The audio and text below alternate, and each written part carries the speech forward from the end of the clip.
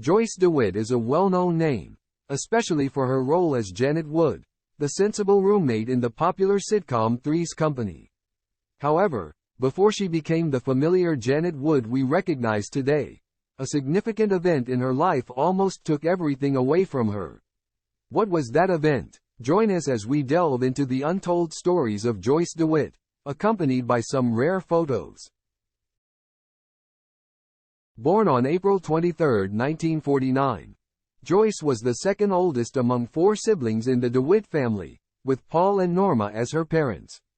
Her early passion for acting emerged during high school, where she participated in acting lessons, school shows, and even cheered on the squad. Despite her strong desire to pursue a career in theater, her father initially hesitated.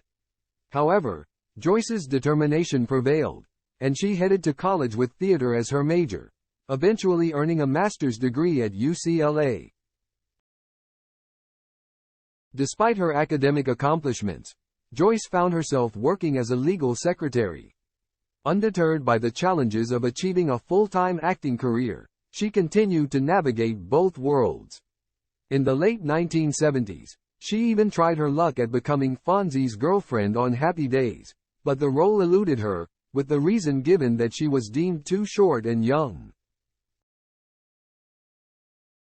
Despite the disappointment, Joyce faced a pivotal decision when ABC presented her with a choice between two comedy pilots. The catch? She had only 24 hours to decide. Racing against time, she quickly read both scripts and chose the one centered around a guy living with two girls, the now famous Three's Company. This turned out to be a wise move, as the alternative show failed to gain traction. Stepping into the shoes of Janet Wood, the sensible and down-to-earth roommate, Joyce's path seemed destined for something significant. An amusing detail from her time on Three's Company was her unique habit of wearing pantyhose or tights while filming. While it sparked a disagreement with the show's producers, her preference turned her into a hit with hosiery makers, and she became the face of legs pantyhose in the late 1970s. However, this joy was short-lived. In 1979, Joyce faced a significant setback when she missed an episode of Three's Company titled Stanley's Hotline. The reason behind her absence was a network attempt to retract a promised raise, leaving her emotionally affected like a heartache she couldn't easily shake off. She called in sick, not just physically, but because she felt sick at heart and soul, experiencing a sense of instability in her world. Joyce subsequently had a meeting with the network president, where they thankfully reinstated her raise. However, when she was ready to return to the show, she discovered that the producers had moved on. They believed there wasn't enough time for preparation and had already implemented a reworked script with guest star Ann Shadeen taking over Joyce's lines. Feeling left out in the cold, Joyce experienced a heartbreaking moment.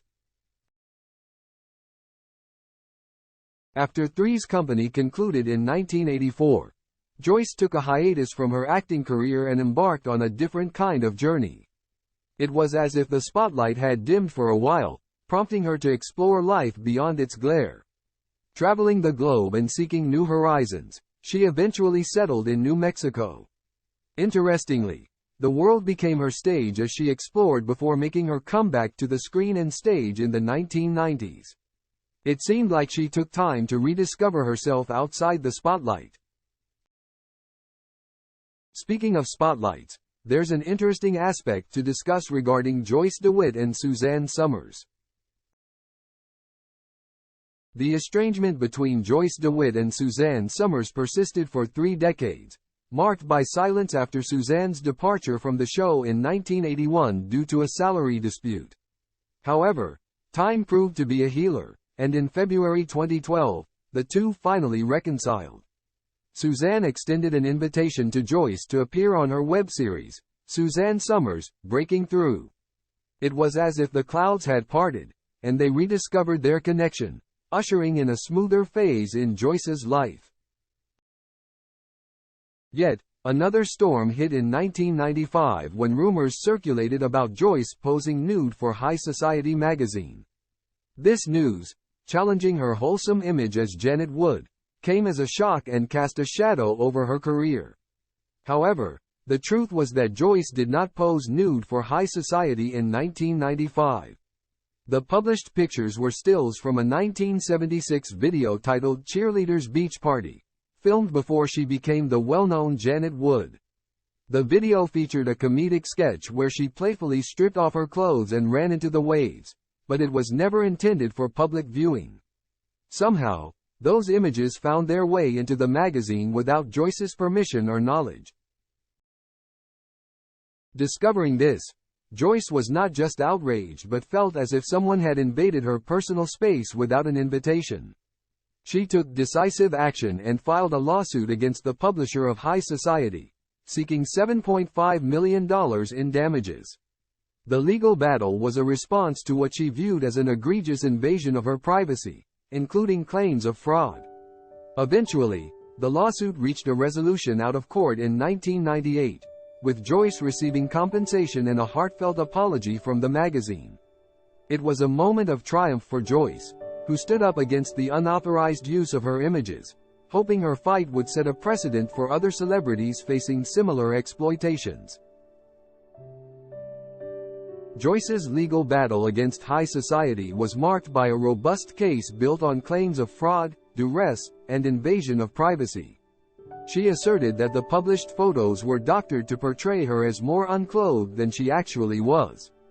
Despite the challenges, the lawsuit concluded out of court in 1998, with Joyce receiving a monetary settlement and a sincere apology from the magazine. It felt like she stood firm against the tide and emerged victorious, content with the outcome. She expressed a hope that her fight would set a precedent for other celebrities facing similar exploitation. Concerning her love life, Joyce's romantic journey has been somewhat private.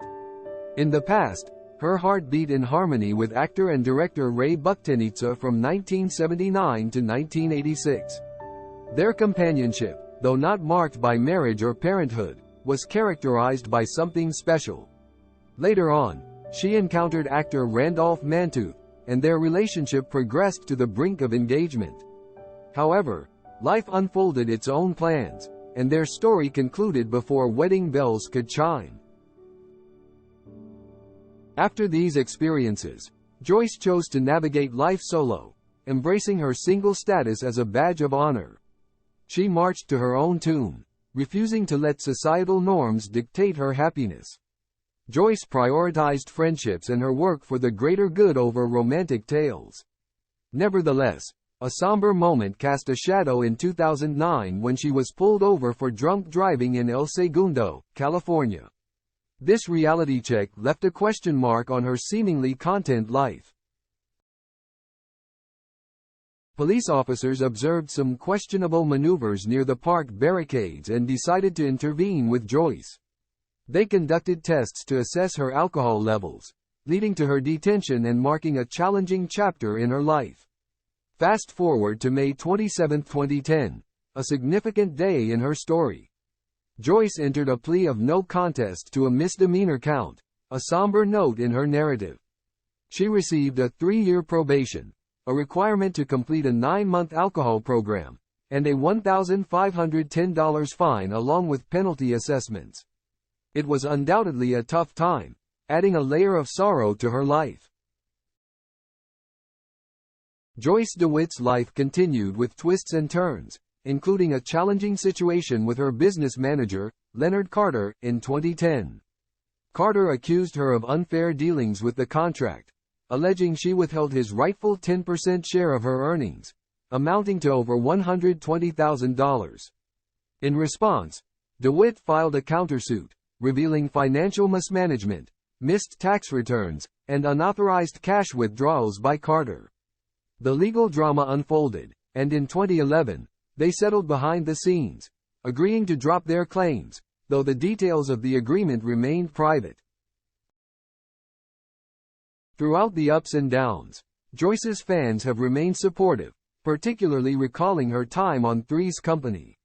The connection is heartwarming, with people expressing affection and even shedding tears when meeting her. While Joyce's hair has turned gray, She continues to tread the acting path, albeit in a quieter theater space, away from the intense spotlight of big movies. She has carved out her own niche, staying true to her craft.